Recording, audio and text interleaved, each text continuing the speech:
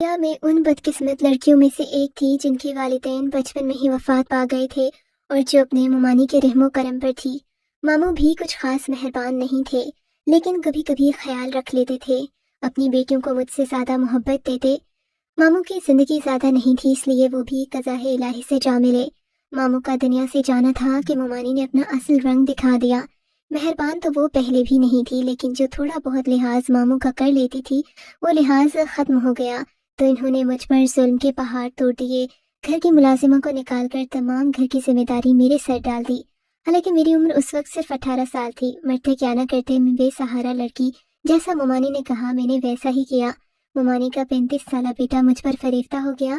ممانی سے یہ بات کہاں برداشت ہوتی کہ جس لڑکی سے وہ بچپن سے نفرت کرتی آ رہی تھی وہی ان کی بہو بن جائے۔ اپنے شاندار بیٹے کے لیے ممانی نہ جانے کتنے سپنے سجائے ہوئے تھی۔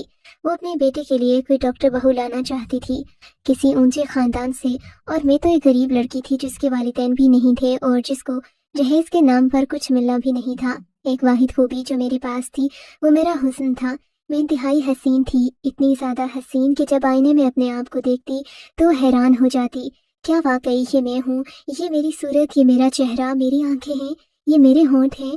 میں اپنے چہرے پر ہاتھ رکھ کر اپنے حسن کو دیکھتی رہتی، لیکن میرا حسن کچن اور گھر کی نظر ہو گیا۔ ممانی کا بیٹا مجید میرے حسن کا دیوانہ ہو گیا۔ اس نے ممانی سے کہا کہ شادی کرے گا تو مجھ سے، ورنہ کسی سے نہیں۔ 2 سال ممانی کا بیٹا بضد رہا، پر سارا ملبہ مجھ پر آن گرا کہ میں نے ان کے بیٹے کو پھانسا ہے۔ میں ہر وقت ڈری سہمی رہتی، دعا کرتی کہ جلدی میری شادی ہو جائے تو میں اس عذاب سے نکلوں۔ میں ہرگز ممانی کے بیٹے سے شادی نہیں کرنا چاہتی تھی، کیونکہ ممانی کے بیٹے سے شادی کرنے کا مطلب تھا ایک بار پھر سے اسی جہنم میں زندگی گزارنا، جو میں بالکل بھی نہیں چاہتی تھی۔ میں اس گھر کو ہمیشہ کے لیے چھوڑ کر جانا چاہتی تھی اور واپس نہیں آنا چاہتی تھی۔ اسی دوران میرے لیے ایک رشتہ آ گیا۔ ممانی نے فوراً ہاں کر دی، چٹ منگنی پٹ بیاہ ہو گیا۔ ان لوگوں نے جہیز کے نام پر 1 روپیہ بھی نہیں لیا تھا۔ میرے کپڑے بھی ان لوگوں نے بنوا کر دیے، تو میں بہت خوش ہوئی کہ مجھے اتنا اچھا سسرال ملا جن کی کوئی ڈیمانڈ نہیں ہے۔ لیکن شادی کی پہلی ہی رات میری ساری خوشی ہوا ہو گئی، جب مجھے میرے شوہر کے متعلق ایک ایسی حقیقت کا علم ہوا جسے سن کر میرے سر پر آسمان آ گرا۔ میں دلہن کے روپ میں سجی سنوری بیٹھی تھی اور شوہر ولید کا انتظار کر رہی تھی۔ ولید اندر داخل ہوئے، میرا چہرہ جھکا ہوا تھا، وہ میرے قریب آ کر بیٹھ گئے، لیکن مجھے نہ جانے کیوں کسی انہونی کا احساس ہوا۔ انہوں نے مجھے سوال کیا کہ میں دیکھنے میں کیسی ہوں۔ میں نے حیرت سے ان کی طرف دیکھا۔ میں نے کہا خود گھونگھٹ پلٹ کر دیکھ لیں، میں کیسی ہوں؟ ان کا کہا بلند ہوا۔ مجھے ان کی اس طرح سے زور پر ہنسنے کی بات سمجھ نہیں آئی۔ وہ کیوں ہنس رہے تھے اور کیوں میرا گھونگھٹ پلٹ نہیں رہے تھے؟ میں نے خود ہی اپنا گھونگھٹ پلٹ کر انہیں دیکھا۔ وہ سامنے دیکھ رہے تھے، میری طرف دیکھ ہی نہیں رہے تھے۔ میرا دل ٹوٹ گیا۔ میں نے ان سے کہا آپ مجھ سے ناراض ہیں یا آپ اس شادی سے خوش نہیں ہیں جو مجھے دیکھ نہیں رہے؟ وہ پھر سے ہنسنے لگے۔ مجھے ان کے رویے میں کچھ عجیب سا محسوس ہو رہا تھا۔ میں سمجھنے سے قاصر تھی کہ وہ اس طرح سے کیوں ہنس رہے ہیں۔ مجھے محسوس ہو رہا تھا کہ وہ اس شادی سے خوش نہیں ہیں، شاید کسی اور کو پسند کرتے ہیں۔ ان کی شادی زبردستی مجھ سے کروائی گئی تھی، اس لیے وہ ہنس رہے تھے۔ میں نے ان سے سوال کیا کیا آپ کسی اور کو پسند کرتے تھے؟ تو وہ پھر سے ہنسنے لگے۔ اب تو میرا دماغ خراب ہونے والا تھا۔ یہ کیا طریقہ تھا اپنی دلہن سے بات کرنے کا؟ اگر میں انہیں پسند نہیں تھی تو بول دیتے۔ میرا دل تو جیسے کسی گہری کھائی میں جا اترا تھا۔ میری کوشش تھی کہ وہ ایک بار میرا چہرہ دیکھ لیں تو یقیناً اس لڑکی کو بھول جائیں گے جس سے وہ محبت کرتے تھے، یا پھر کوئی بھی بات تھی تو میرا چہرہ دیکھنے کے بعد سب بھول جائیں گے، کیونکہ میں تھی ہی اتنی خوبصورت۔ مگر سامنے وہ ڈریسنگ ٹیبل کی طرف دیکھ رہے تھے۔ میری طرف نظر اٹھا کر دیکھنا بھی گوارا نہیں سمجھا۔ میں تو یہی سوچ کر آئی تھی اپنے شوہر اور سسرال کی اتنی خدمت کروں گی کہ مجھے واپس ممانی کے پاس جانا ہی نہ پڑے۔ کیا تمہیں یہ کسی نے بتایا نہیں کہ میں دیکھ نہیں سکتا؟ اچانک سے ولید نے کہا تو مجھے لگا وہ مذاق کر رہے ہیں۔ میں حیرت سے انہیں دیکھنے لگی۔ پھر میں نے کہا ولید، یہ مذاق کا وقت نہیں ہے، مجھے اس قسم کا مذاق پسند نہیں۔ آپ کے متعلق تو میں اس طرح کی بات برداشت نہیں کر سکتی۔ اللہ آپ کی آنکھوں کا نور سلامت رکھے۔ آپ کی محبت تو میرے لیے عبادت جیسی ہے۔ میں نے فرما بردار اور باوفا بیوی کی طرح ان سے کہا تو وہ پھر سے ہنسنے لگے۔ پھر بولے کہ نازنین، یہ دنیا بہت بے وفا ہے۔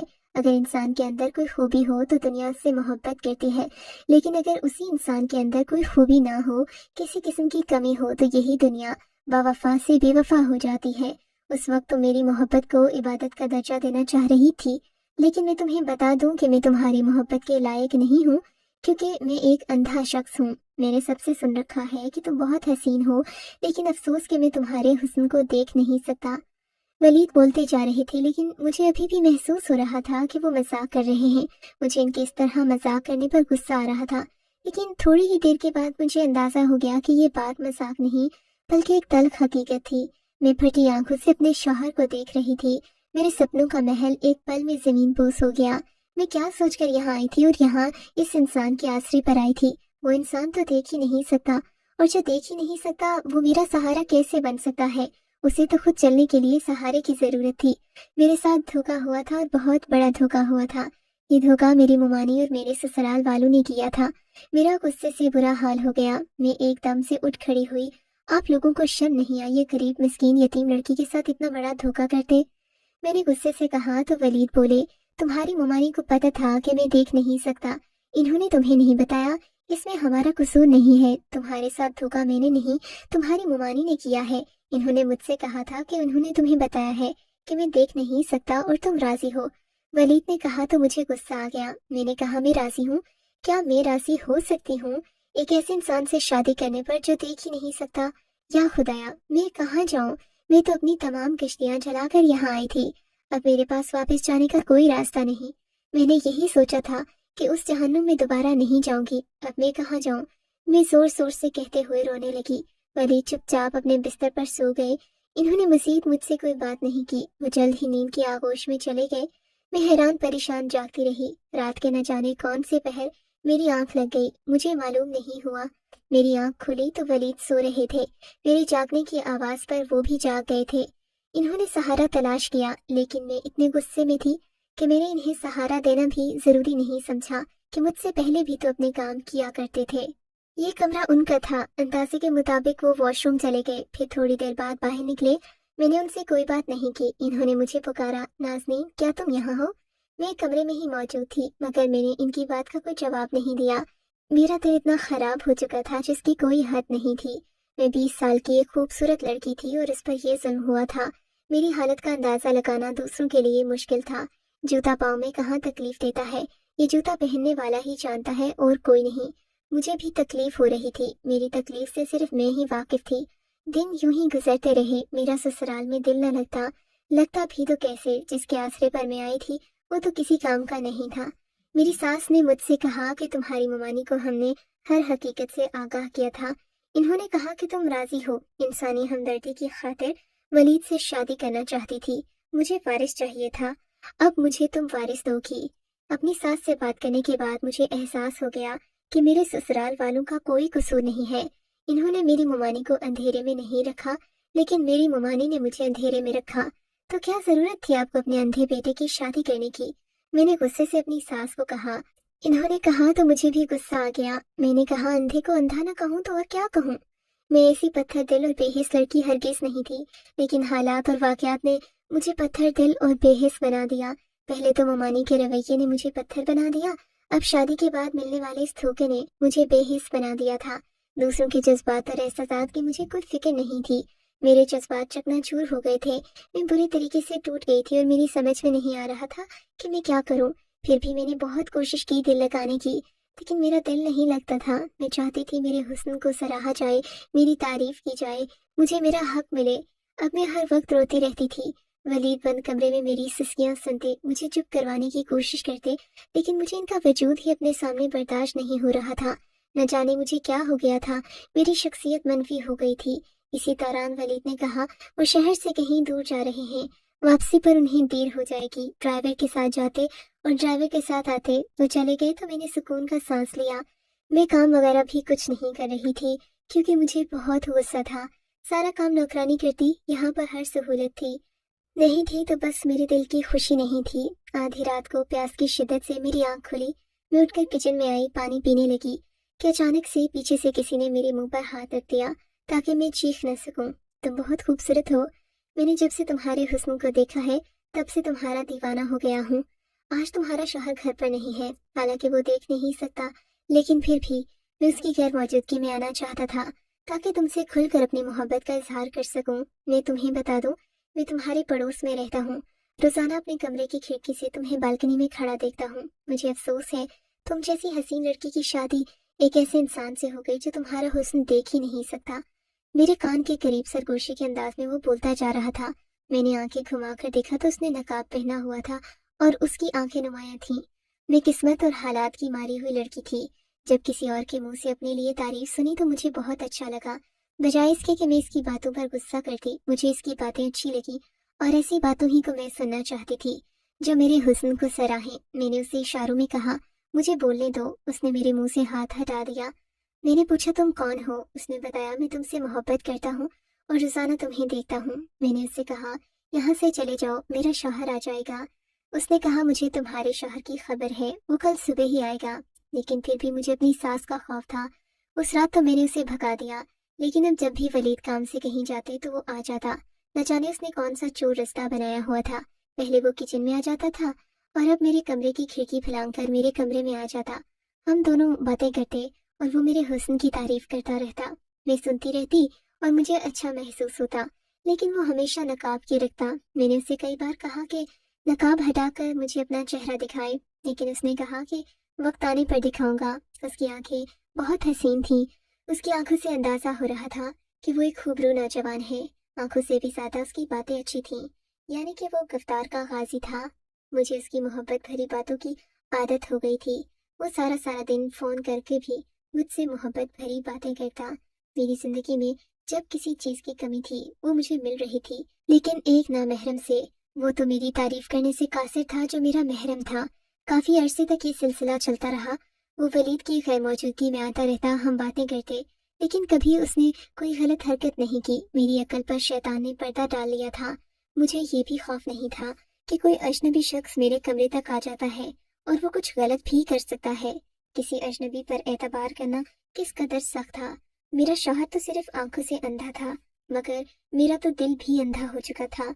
मेरी रूह सब कुछ अंधी हो चुकी थी। मैं क्या कर रही हूँ मुझे नजर नहीं आ रहा था कि मैं कितना गलत कर रही थी। मुझे एहसास नहीं था, लेकिन मैं ये सब क्यों कर रही थी मैंने कभी खुद से सवाल नहीं किया। एक रात हम बातें कर रहे थे कि वलीद की कॉल आई कि वो पहुंचने वाला है। मैं हैरान हो गई कि वो अचानक से कैसे आ गया। मैंने उससे कहा कि वो कहीं छुप जाए, क्योंकि वलीद की गाड़ी की आवाज सुनाई दी और वो अंदर दाखिल हो चुका था। उसने कहा, मुझे छुपने की क्या जरूरत है, तुम्हारा शौहर तो देख ही नहीं सकता।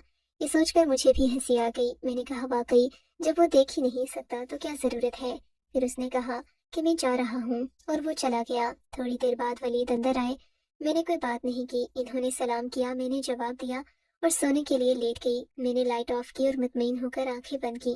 सोने की कोशिश करने लगी, लेकिन मैंने महसूस किया कि वलीद सोए नहीं थे, वो बैठे हुए थे। फिर अचानक से बोल पड़े, नाज़नीन, तुम्हें मालूम है मेरे वालिद भी अंधे थे और मेरी माँ बेहद हसीन थी।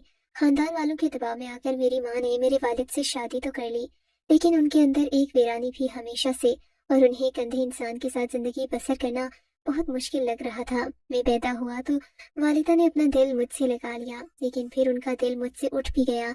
इन्होंने अपना दिल कहीं और लगा लिया। अब्बा की गैर मौजूदगी में रोजाना एक गैर शख्स हमारे घर आता और मेरी माँ उससे बातें करती रहती थी और मैं सुनता था मगर कुछ कहता नहीं था। जैसे ही वलीद ने ये अल्फाज अदा किए मेरी जान निकल गई। ये तो मेरी ही कहानी थी जो मुझे सुनाई जा रही थी, यानी मेरी सास के साथ भी यही जुल्म हुआ और मेरी सास ने वही जुल्म मेरे साथ दोहराया। न जाने क्यों मुझे एहसास हुआ कि मेरी सास ने अपनी महरूमी का बदला मुझसे लिया। वलीद ने फिर बोलना शुरू किया तो मैं हमतन गोश हो गई, लेकिन मुझे किसी किस्म का खौफ नहीं था। मेरा बचपन खत्म हो गया, यहाँ तक कि मेरा लड़कपन और फिर जवानी आ गई। वो शख्स न जाने कहाँ चला गया था। फिर मैं और मेरी माँ थे और मेरी माँ ने दूसरा बच्चा पैदा करने की जहमत नहीं की। मेरे वालिद इस दुनिया से रुखसत हो गए। सारी जिंदगी मेरे वालिद को पता न चल सका कि उनकी गैर मौजूदगी में कोई उनके घर आता है और उनकी बीवी से बातें करता है। फिर मेरी माँ इतनी ढीठ बन गई कि उन्हें वालिद की मौजूदगी और गैर मौजूदगी से कोई फर्क नहीं पड़ता। मेरे वालिद के सामने वो शख्स हमारे घर आता, मेरी माँ उसे दूसरे कमरे में ले जाती और उनकी बातों की आवाज़ मुझे आती। इस अरसे में मुझे मालूम हो गया था कि वो मेरी माँ का कोई कजिन था जो उनसे बेहद मोहब्बत करता। मुझे अपने वालिद का दुख होता। मैंने उन्हें कुछ नहीं बताया। तुम जानती हो मैं पैदाइशी अंधा नहीं था। मैं बचपन में देख सकता था, फिर अपनी माँ की हरकत सकनात देखता रहता। अपनी आंखों से आहिस्ता आहिस्ता मेरी बीनाई जाती रही, क्योंकि ये अंधापन मेरे बाप की तरफ से मुझे विरासत में मिला था। मैंने लड़कपन को पहुंचा तो बिल्कुल अंधा हो चुका था। مجھے خوشی تھی کہ میں اب دیکھ نہیں سکتا کہ میری ماں کیا کرتی ہے۔ پھر مجھے احساس ہوا کہ مجھے یہ سب نہیں کرنا چاہیے، دوسروں کی خاطر اپنی زندگی برباد نہیں کرنی چاہیے۔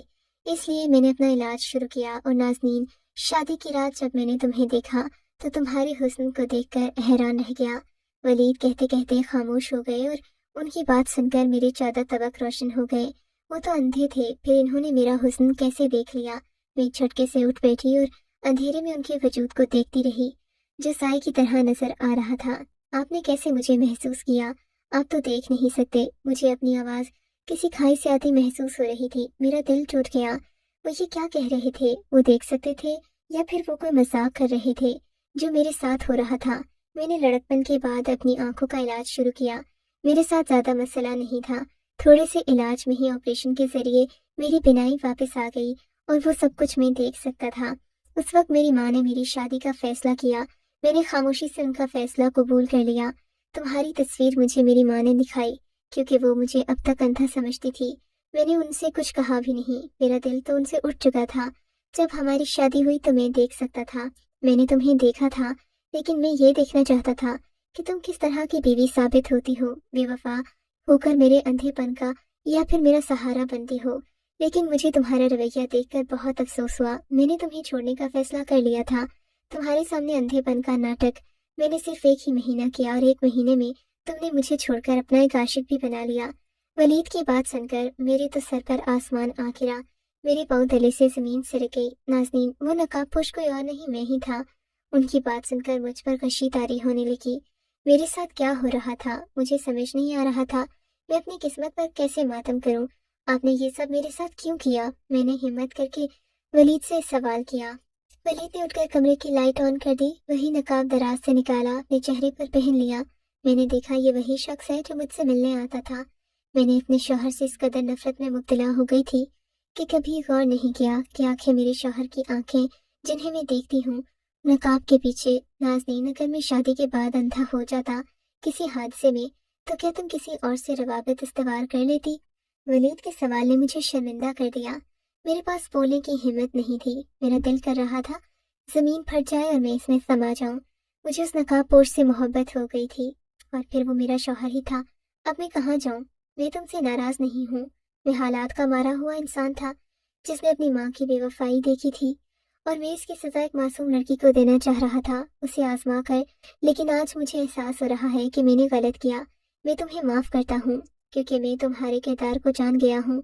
تم نے ایک اجنبی سے صرف باتیں کی، اپنی حدود کا خیال رکھا، تمہارے احساسات اور جذبات میں پاکیزگی میں نے تنہائی میں دیکھ لی تھی۔ مجھے احساس ہو گیا کہ تمہیں صرف محبت بھری باتوں کی ضرورت تھی، تمہارے اندر کوئی برائی نہیں تھی، ایک احساس سے کمتری تھا اور بس۔ نازنین، میں تمہیں کیا خاک معاف کروں گا، بلکہ میں تو اس قابل نہیں کہ تمہیں معاف کر سکوں۔ مجھ میں ہمت نہیں کہ میں تم سے معافی مانگوں۔ ہو سکے تو مجھے معاف کر دو۔ غلط تم نے نہیں بلکہ میں غلط ہوں۔ میں نے تمہارے ساتھ غلط کیا، تمہیں آزمائش میں ڈال کر، کسی اور کی سزا تمہیں دے کر۔ ولید نے کہا تو میں نے روتے ہوئے ان سے معافی مانگی۔ میں نے انہیں معاف کر دیا، وہ بھی مجھے معاف کر دیں۔ ہم انسان خطا کے پتلے ہیں، غلطی سے پاک صرف خدا کی ذات ہے۔ مجھے احساس ہو رہا تھا کہ ولید اندھے نہیں تھے، اندھی میں تھی۔ آج خدا نے ولید کے ساتھ مجھے بھی بینائی عطا کر دی تھی، میں اس کی شکر گزار تھی۔ اس رات ہم دونوں نے مل کر خوشگوار ازدواجی زندگی کی بنیاد رکھی اور ہم بہت خوش تھے۔ سچ کہتے ہیں خدا کے گھر دیر ہے، اندھیر نہیں۔